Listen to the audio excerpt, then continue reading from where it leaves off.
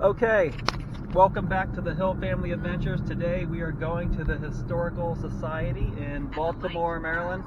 Going into the city. Any thoughts, girls? I'm not here. Not here and no stop. Okay. We'll see you when we get there. We are here at the Maryland Center for History and Culture to see Auntie, who works here. She's going to give us a tour. And I think there's a Jim Henson exhibit. Over here we have an exhibit dedicated to the unfinished revolution, which is the American Revolution, the War of 1812.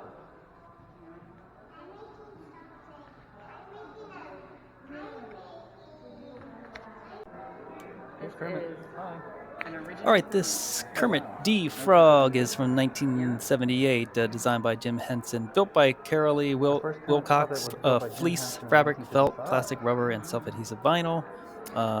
This puppet here is a loan from the family of Jim Henson. The first Kermit the Puppet was built by Jim Henson, 1955. Traveling exhibition from the Museum of the Moving Image in New York City, and it's gone to a whole bunch of different states throughout the country, and we're the last one to get it. And then it's going to go home. Kermit will go home to New York. Kermit's going to go home to New York. Okay. Leonard Calvert. Yep. The Maryland Center of History and Culture collections include more than 350,000 objects, and there are more than 7 million books and documents in this 100-year-old library. Ranging from pre-settlement to the present day and representing virtually every aspect of Maryland history and life. Oh, he did? The Historical Society was able to convince the Jim Henson exhibit to come to Maryland because he was born in Maryland. So that was a big part of being able to get his collection here. And yeah, so his mother was from Maryland, from Hyattsville, and he was worked at the University of Maryland. She met Jim's father.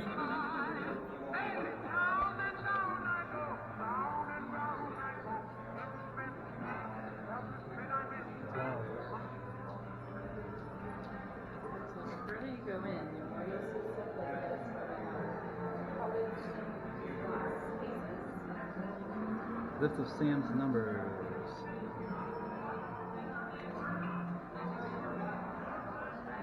Old manuscript there.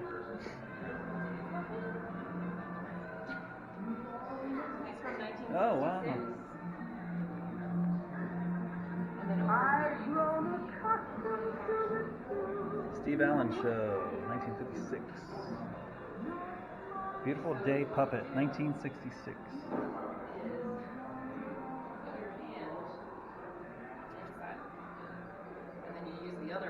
Yeah. I want to try that. So you can perform if you like. Carolyn, you want to chew the puppet? Yeah. Cool. Which one do you want? Purple? I like it. Oh my god, it looks so and cool. And then if you sit back there, you can perform. See what it's like to perform a puppet. Ah.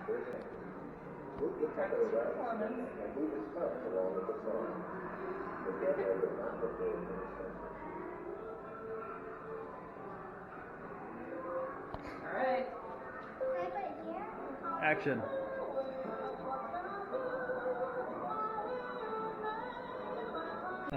Gas tank puppet.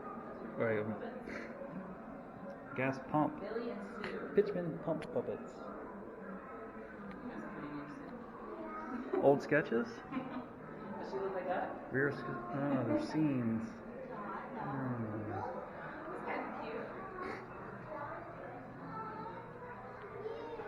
Billy and Sue Puppets, 1962.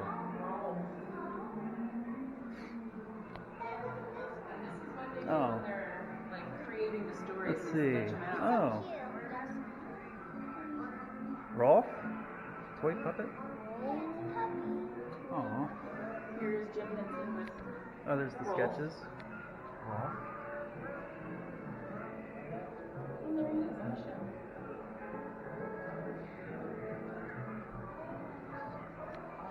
Jim Henson in his New York City apartment with Rolf, 1963. Cool.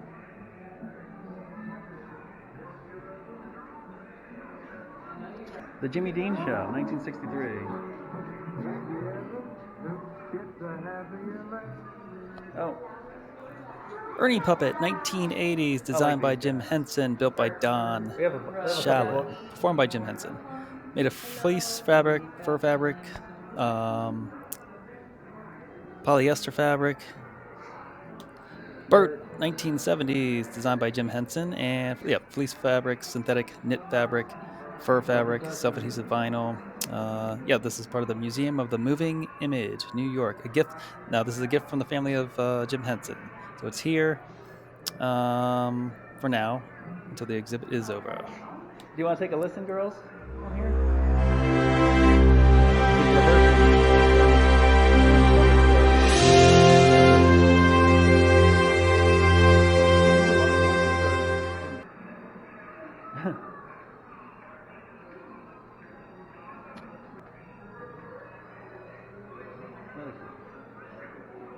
Oh, Grover. Henson's company made the puppet that became known as Grover for a 1967 appearance on The Ed Sullivan Show. The puppet, which had dark green fur, was used several times during the first season of Sesame Street and was rebuilt with blue fur for the show's second season. Performed by Frank Oz, Grover became a central character on the series with an endearing, helpful personality. So he's hiding right down here, right?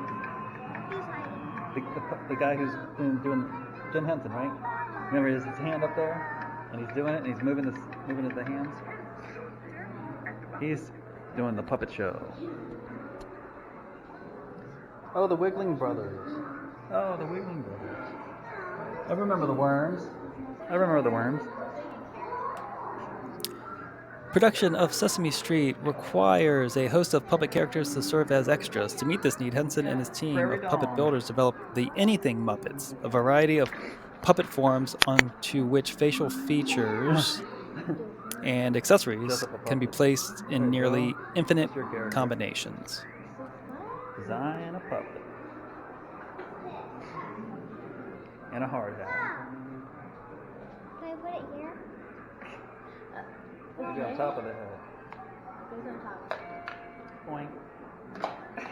No hat. Number 2, Dollhouse, doll film, computer animation, paint animation. List of counting films from season 2. Storyboards.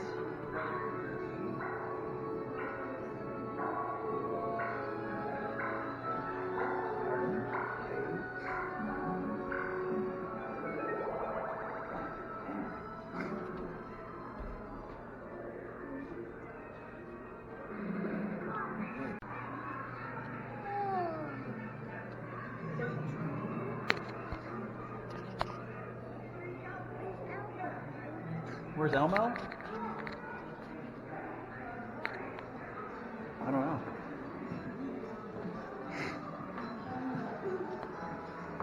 Now there's no eyes. Yeah. They made him with no eyes. Beaker puppet. Dr. Bunsen Honeydew puppet.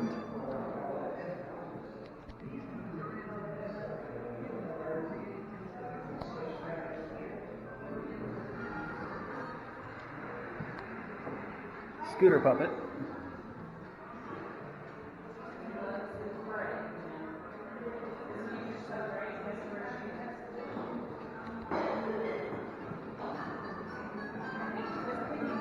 No, that's cool, dude. Jerry Nelson puppet. Miss Piggy was designed and built by Bonnie Erickson. Miss Piggy was designed and built by Bonnie Erickson, who initially named her Miss Piggy Lee after the singer Peggy Lee, for a 1974 appearance on The Tonight Show. By the end of the first season of The Muppet Show, Frank Oz's extraordinary performance of Miss Piggy as a temperamental force of nature established her as a central character in the series. In the early 1980s, Henson Company art director Michael Frith designed a series of calendars and the book Miss Piggy Guide to Life that heightened her glamorous image. 1981, Universal Pictures. Jim Henson took a turn in his life. Kira puppet, Jen puppet.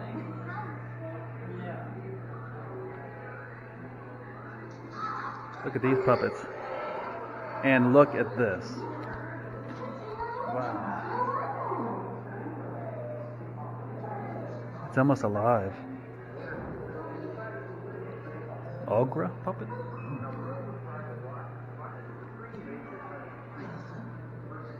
Sketch of Fraggles, 1981. Sketch of Fraggles, 1981. Typical Muppeteering. Red Fraggle puppet. Wembley Fraggle puppet. Steve Whitmire's microphone headband. Oh, there's his headband. Fraggle Rock, I remember Fraggle Rock. Now I've got all about Fraggle Rock. Oh wow. David Bowie wore that. David Bowie wore this? Jennifer Connelly, David Bowie. Wow. Labyrinth. Jim Henson. Headquartered in Los Angeles on the historic Charlie Chaplin lot. Jim Henson Company continues to be an established leader in family entertainment, recognized worldwide. Jim Henson joined the team creating Sesame Street in 1968. Today, Sesame Street Workshop, the nonprofit educational organization behind Sesame Street, continues to advance the spirit of Henson's influence. And the Muppets. The Muppet Studios is home to Kermit the Frog, Miss Piggy, Fozzie Bear, the Great Gonzo. Very cool stuff. And Kermit. Kermit the Frog. So before this all came up, there was an exhibition in this space right here that I curated about Ellicott City. The battles of the American Revolution were first combat they ever witnessed. All right.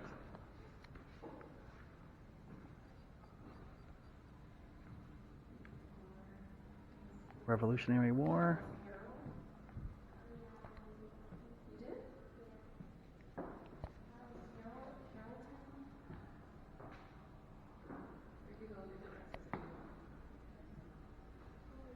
Tench Tilghman. Oh, yeah, heard that name before. Monastic dress belt, Claire McDarrell, clothes by Townley, 1950. Maryland Center of History and Culture, okay. Donation. Hats, dresses. Wow, what's this?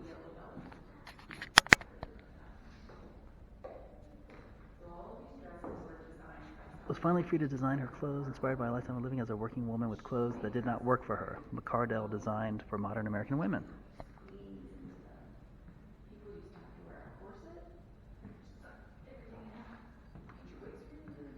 Short dress.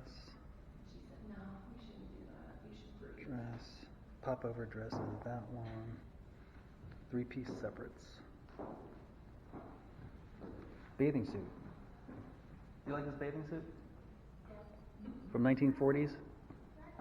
That's a bathing suit. That's a raincoat. That's a popover dress, the green one. Trapeze style is there.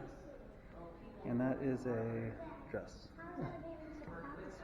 That's how the bathing suit was back in the day. It would just maybe it was pulled over.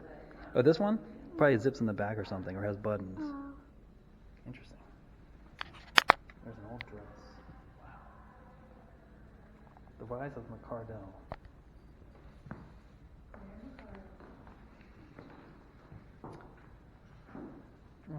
Dress, orange plaid belted dress. Interesting.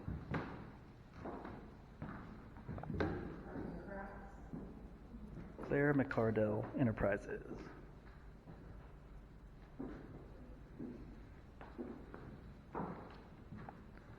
Strapless dress is that one. Whoa. Evening coat.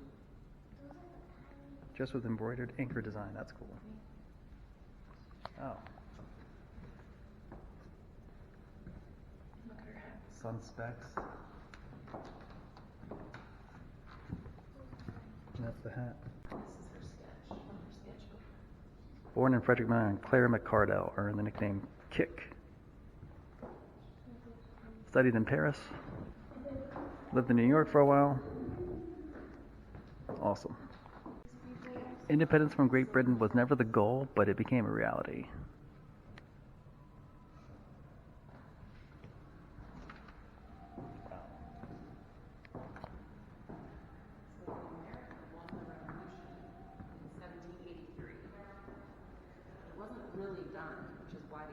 exhibition is called Unfinished Revolution. We went back to war with Great Britain in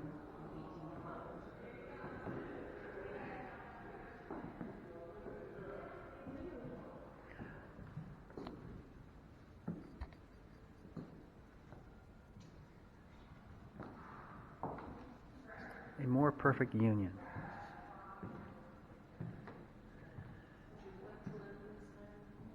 The United States in 1987 was a nation in confusion. Although politically independent from Great Britain, the Articles of Confederation of 1781 created only a weak central government that could not regulate commerce nor enforce the laws it made. Individual states were in conflict with one another and tensions were mounting. Congress called a convention to rework the Articles of Confederation.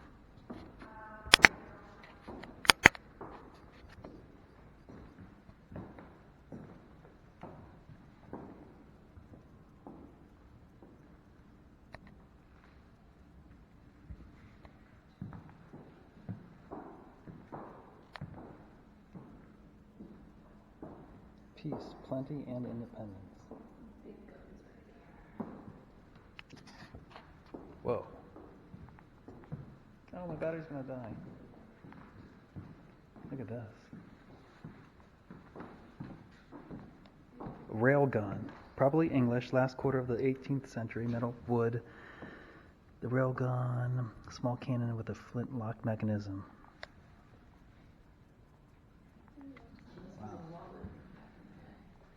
Ship gun deck model. Wow, that gun is longer than that. A lonely hero and his fearless daughter. Presidential sword, unknown maker, 1813, made of gold, mother of pearl. Inscribed, presented on the gallant O'Neill for his valor at Havre de Grace by Philadelphians, 1813. Look at this.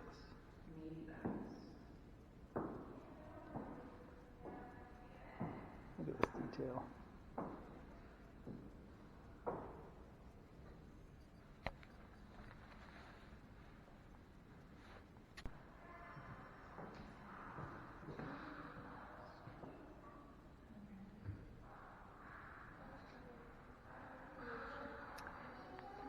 American soldier, John Pendleton Kennedy, 1795 to 1870.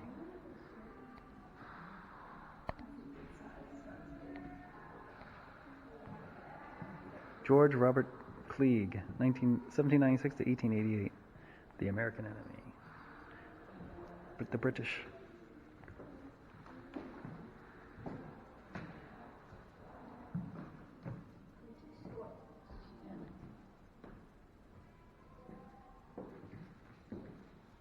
Captain John F. Hosborn, 1793, drummer boy during the attack of Baltimore by the British, September 1814.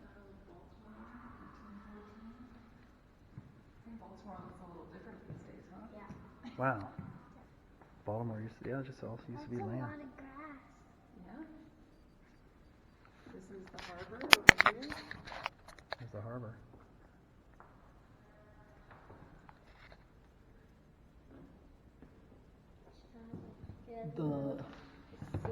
The Dependence of Baltimore. Assembly of troops before the Battle of Baltimore, September 12th, 1814.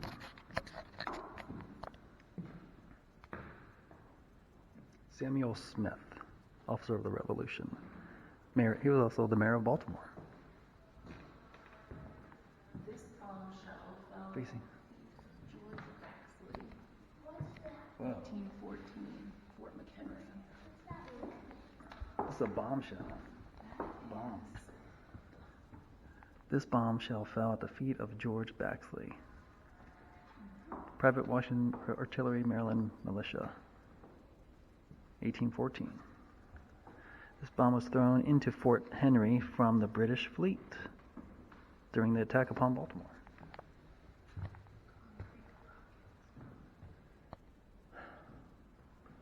Wow.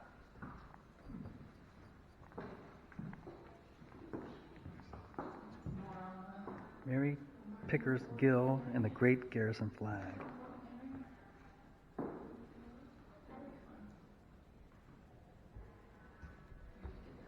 Bombardment of Fort McHenry, 1814, September.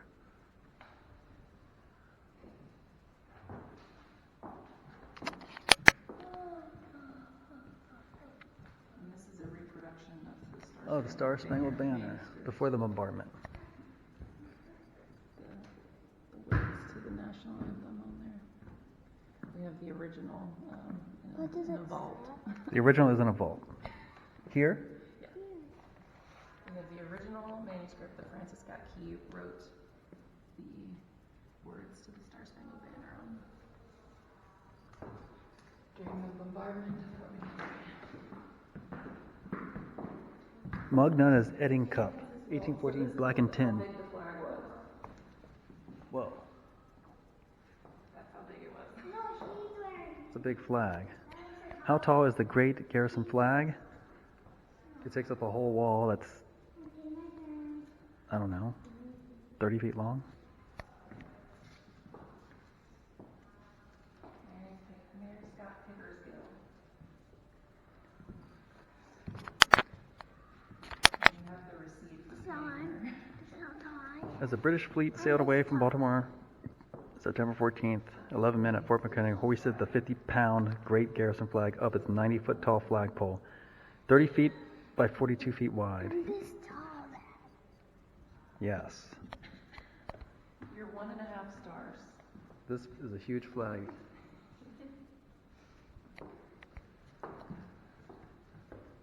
£50 flag.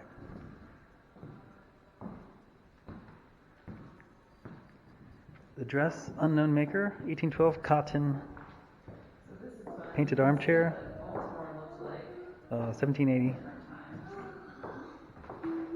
Oh, you can see how Baltimore changed.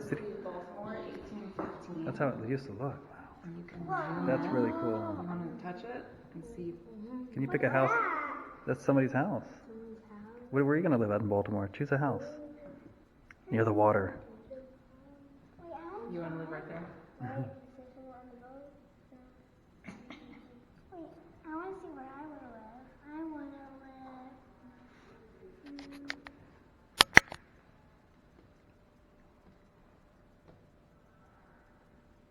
Gay Street. Right there. Yeah. Nice. Or that black one. I think you can find my old house on here. Yeah, find your old house. That'd be cool.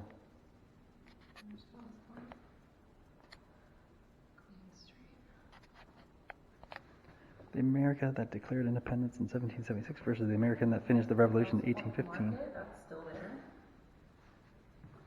That's still there. And then I lived over here. But doesn't look like this anymore. There's an old ham in there that's green. There's a tea from McCormick Company's old. 1889, wow. This is the Maryland history. Some of the Maryland history. More buildings. Baltimore. And this is 100 years before that. The founding of Maryland.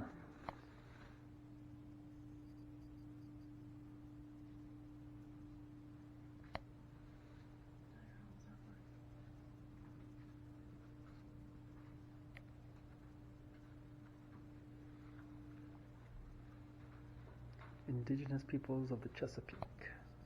For tens of thousands of years. Yep.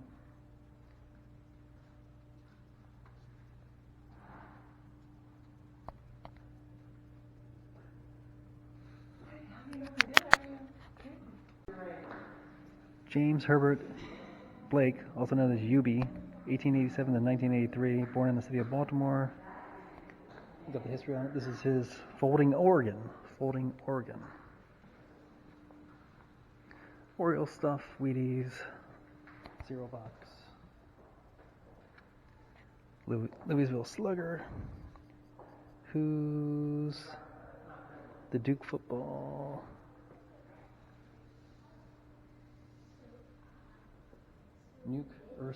Nuke Ursay. Duck pin bowling pin and ball, 1880. Whoa. Wasn't expecting this.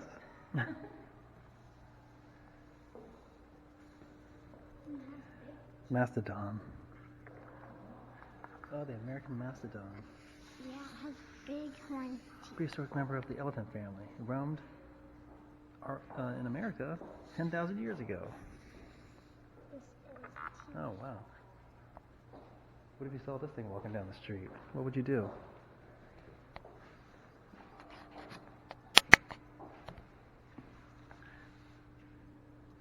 Green pond scene sandals made in Hong Kong, 20th century, wood and plastic.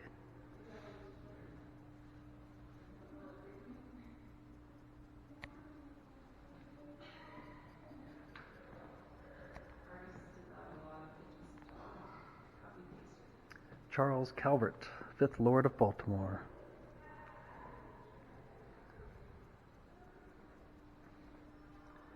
This wood chip is a piece of the mulberry tree under which the first mass led by Father Andrew White was held following the landing of the Maryland colonists at St. Mary's City, 1634.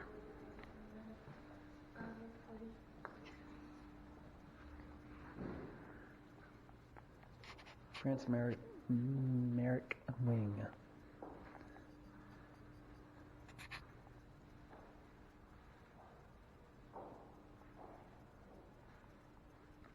William Stone.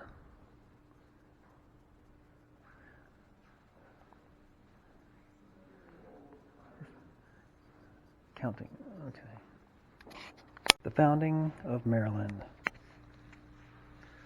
November 22nd, 1633, the Ark and the Dove left England with 150 passengers on board. 4 months later, the two ships sailed up the Chesapeake Bay and reached St. Clement's Island on the Potomac River.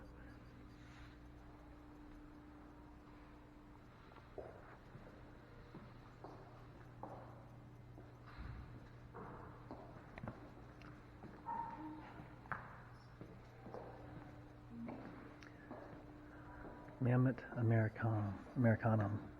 These fossilized bones are a sample of the few bones remaining from Charles Wilson Peale's Baltimore mastodon skeleton. Very cool.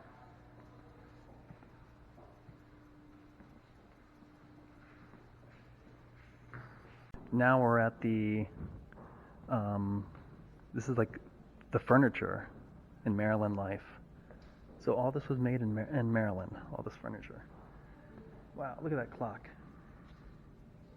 Tall clock, 1800, Hagerstown. George Waltz, one of the few clock makers, also known to have been a cabinet maker. Beautiful work. Wow, look at all this furniture. Ladies' cabinet dressing table. This dressing table, one of the finest pieces of American furniture, demonstrates the outstanding sophistication and skill of Baltimore cabinet makers in the early 1800s. Here's a pier table from 1800s. Oh wow, look at this. Sitting. Sofa table. French Empire-inspired sofa table illustrates the complex networking could exist between furniture makers, sellers, and purchasers.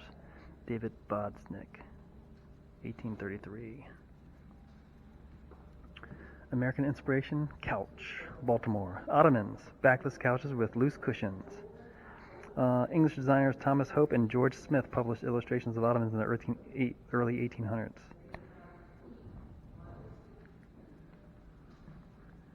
Chest on cabinet.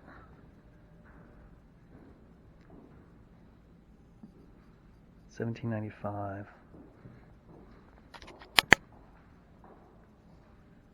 Please do not touch. Yes, we won't. Bed with reproduction hangings, 1800. Bedsteads along with 3 to 5 down horseman. Okay. What is this? Holy cow. Cabinet of Maryland products exhibited at the Crystal Palace in London in 1851. This old furniture is amazing.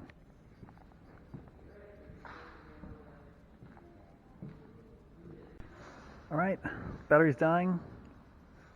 We're at the Historical Society Museum in Baltimore. Top floor has the old Maryland furniture on display.